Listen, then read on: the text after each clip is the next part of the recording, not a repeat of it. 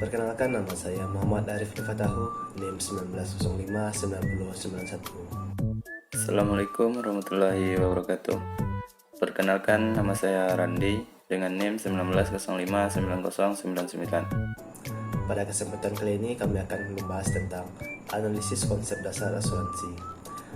Materi yang pertama yaitu tentang definisi asuransi, yang kedua unsur-unsur dalam asuransi, yang ketiga manfaat asuransi, keempat transfer risiko, yang kelima syarat-syarat suatu risiko yang dapat diasuransikan, yang keenam alasan suatu risiko tidak dapat diasuransikan oleh perusahaan asuransi. Materi yang pertama yaitu tentang definisi asuransi. Asuransi merupakan sebuah lembaga yang didirikan atas dasar untuk menstabilkan kondisi bisnis dari berbagai risiko yang mungkin terjadi.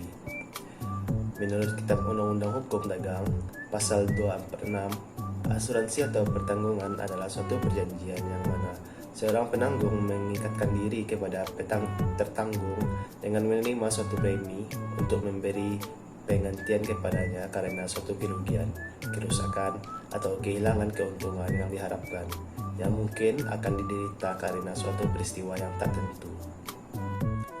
Sedangkan pengertian asuransi menurut Profesor Meh dan Camak, asuransi adalah alat sosial untuk mengurangi risiko dengan menggabungkan sejumlah alat unit-unit yang memadai yang terkena risiko, sehingga kerugian-kerugian individual mereka secara kolektif dapat diramalkan.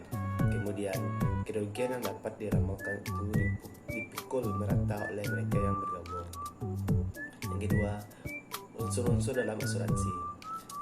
Ada 4 unsur yang terkandung dalam asuransi, yaitu yang A, pertanggungan atau insurance, yang berjanji untuk membayar uang premi kepada pihak penanggung sekaligus atau secara berangsur-angsur. Yang B, pihak penanggung atau insurer, yang berjanji akan membayar sejumlah uang santunan kepada pihak tertanggung. Yang C, suatu peristiwa atau insiden yang tidak diketahui sebelumnya. Yang D, kepentingan atau interest yang mungkin akan mengalami kerugian karena peristiwa tak tertentu. Yang tiga, manfaat asuransi. A, asuransi mampu berperan sebagai penetralisir risiko, yaitu pada saat risiko terjadi dan semakin lama cenderung semakin besar, maka pihak asuransi dengan berbagai format berusaha kuat untuk mengatasi risiko tersebut. Yang B, asuransi sebagai pihak pengganti kerugian. Yang C, mengurangi siksaan mental dan fisik bagi pihak tertanggung yang disebabkan oleh rasa takut dan kekhawatiran. Yang D, menghasilkan tingkat produksi, tingkat harga, dan struktur harga yang optimum. Yang E, memperbaiki posisi persaingan perusahaan kecil karena pihak asuransi berperan penting dalam pengendalian kerugian. Selanjutnya materi yang akan disampaikan oleh Randi. Kepada Randi dipersilahkan. Terima kasih kepada moderator. Baiklah, materi selanjutnya yaitu transfer risiko. Ada 2 bentuk transfer risiko yang dilakukan oleh perusahaan. Yang pertama yaitu transfer risiko ke perusahaan asuransi. Yang kedua, mentransfer risiko ke perusahaan non asuransi. Transfer risiko ke perusahaan asuransi dapat dilakukan dengan perusahaan mendaftarkan diri ke perusahaan asuransi dan dapat dilakukan dalam berbagai bentuk. Yang pertama yaitu asuransi pada benda-benda yang dimiliki oleh perusahaan seperti kendaraan, bangunan, dan mesin. Yang kedua, asuransi jiwa dan kesehatan, termasuk asuransi yang dilakukan pada setiap karyawan seperti biaya berobat gratis.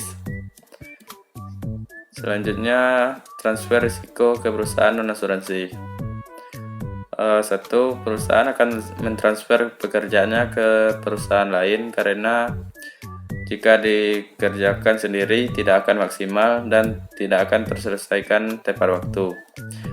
Yang kedua, perusahaan memindahkan asetnya dalam bentuk uang ke bentuk benda, seperti membelikan ke tanah, bangunan.